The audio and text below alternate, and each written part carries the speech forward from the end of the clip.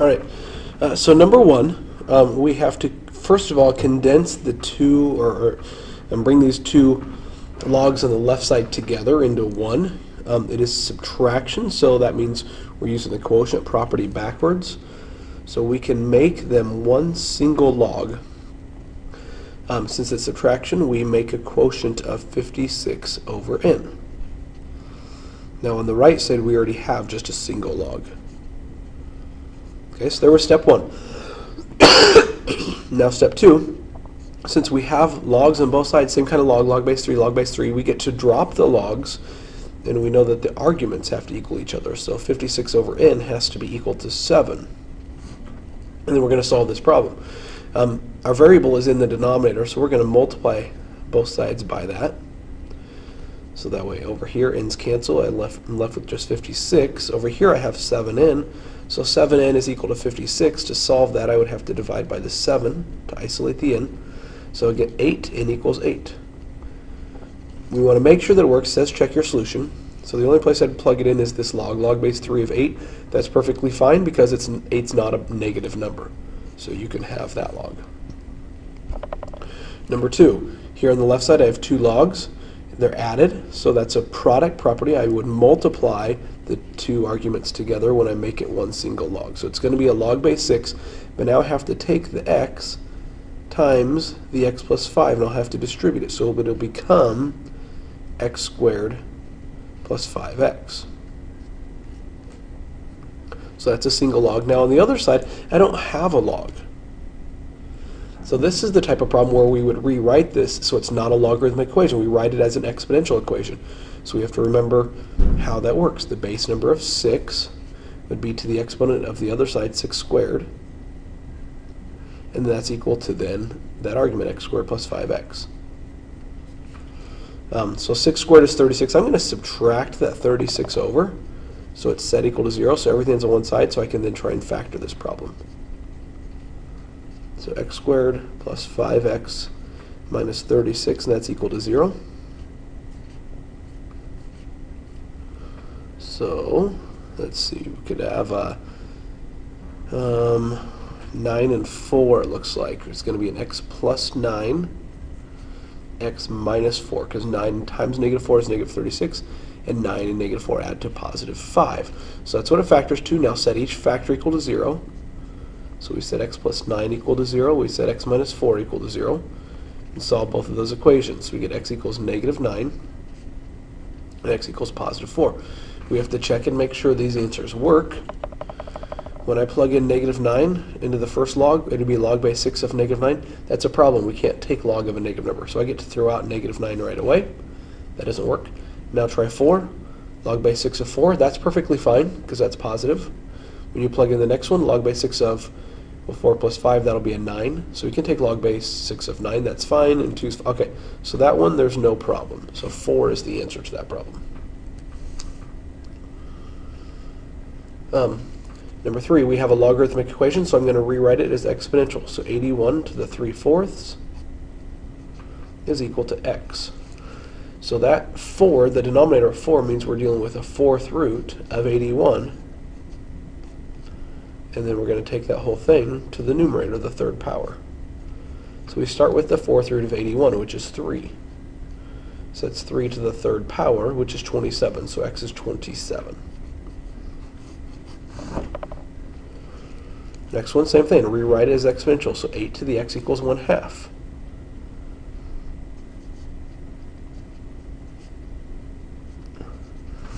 So now that it's in this form, the exponent's in the variable, I'm going to write both sides as powers of the same base. And those are both powers of 2.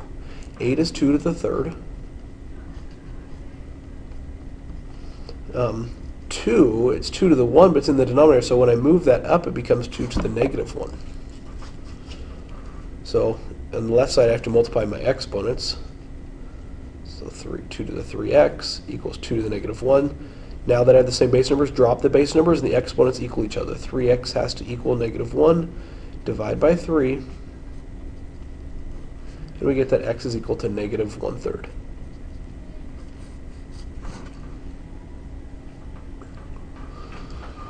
And that's okay to have a negative here because I'm not taking the log of it. I took the log of 1/2. The other side can equal a negative. That's not a problem. Okay, so this one's going to be rewritten now. X to the 5/2 is equal to 32.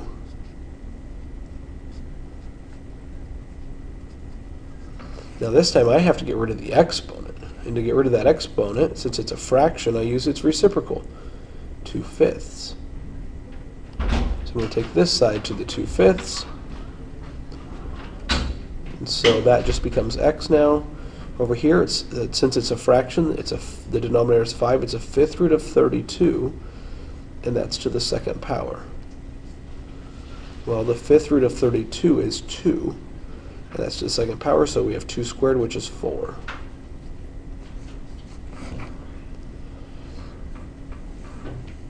With number 6, we have the same kind of log on both sides. So we just drop the logs, and we know the arguments equal each other. 3x plus 8 has to equal x squared plus 4. I see there's an x squared in this problem. So this is, and especially since there's an x, this is going to be a factoring type of problem. So I want to bring everything to one side, put it all on one side, so it's set equal to 0, and I want the x squared to be positive. So I'm going to bring everything to the right side. So I will subtract 3x, and I will subtract 8. There is no like term with the 3x, so I just kind of squeezed it in the middle there. So we get 0 over here. And then I have x squared minus 3x, and then 4 minus 8 is going to be negative 4. And I will then try to factor that.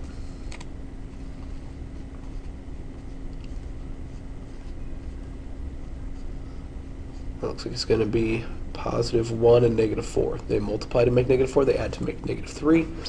So set each factor equal to 0. So if x plus 1 equals 0, we get x equals negative 1. If x minus 4 equals 0, we get x equals positive 4. We need to check those answers, see if they work.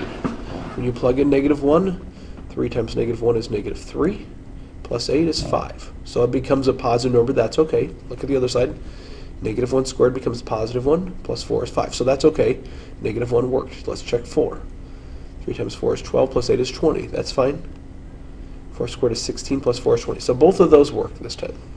I don't have to cross any out. Number 7, I have logs on both sides, so I get to drop the logs again. So x squared minus 6x has to equal negative 8. I'm going to bring everything to one side, so it's set equal to 0. So I'll add 8 over. There's no like term on the left side, so just list all the terms in order. X squared minus 6x plus 8. We're going to try and factor that. Looks like it's going to be a negative 2 and a negative 4, because negative 2 times negative 4 is positive 8. Negative 2 and negative 4 add to negative 6. Set each factor equal to 0. That was x minus 4 equals 0. So we get answers of 2, positive 2, positive 4. I'm going to make sure they work. When you plug in 2, 2 squared is 4, minus 12. 4 minus 12. Oh, that's a negative 8. That's actually not going to work. I can throw out the 2. It ends up making a negative log. Let's check 4. 4 squared is 16, minus 24. So that'd be, so 16 minus 24, that's going to be a negative also. Notice on the other side there's actually a negative there already. That can't even be true. We can't take a log of a negative. So that was actually a flawed problem. Probably shouldn't have done one with a negative in there. But I didn't catch it from the beginning, so I went ahead and did the problem, but of course they don't work. So we could say no solution. Hopefully there's not one like that on the test. But we could have observed it right from the beginning and saw that there was going to be a log of a negative and said that's not possible. All right, now with 8 through 10, we have log base 4 of 2, log base 4 of 3, log base 4 of 5. So I'm trying to write these numbers in terms of 2, 3, and 5. I can write them as powers, products, quotients. So 30. It's not a power of 2 or of 3 or of 5, but it is a product.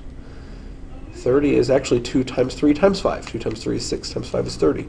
So I'm going to rewrite that. Write the 30 as 2 times 3 times 5. And so, since it's a product property, since they're multiplied, the property says when I separate them into their own separate logs, they're each going to have their own log. It's going to be a log base 4 of 2, a log base 4 of 3, and a log base 4 of 5.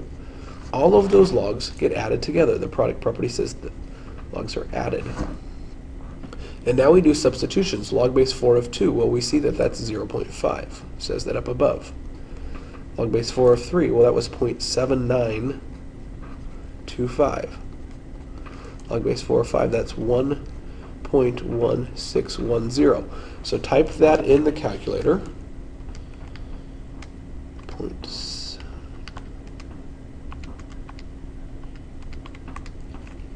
And I get a total, assuming I typed it in correctly, of 2.4535.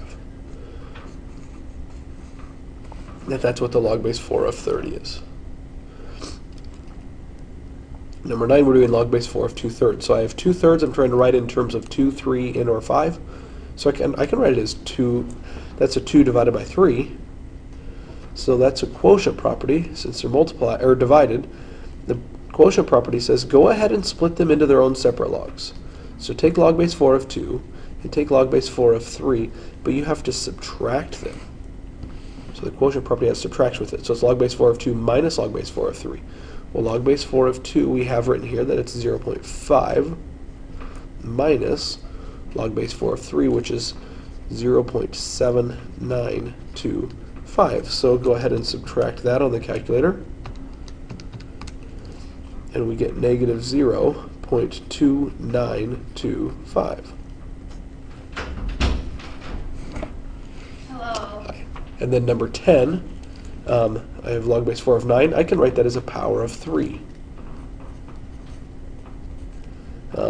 It's 3 squared, and we have a quotient power property rather. It says if you have the exponent, you can take that exponent, move it out front as a coefficient. So I can write this as 2 times log base 4 of 3, and I know what log base 4 of 3 is. It tells me here it's 0.7925, so I just have to double that. I'll do that on the calculator.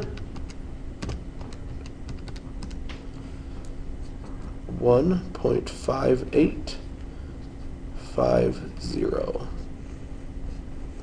Okay, so this is part 1 of the video, and then part 2, the other side, will be a separate video. Thanks for watching.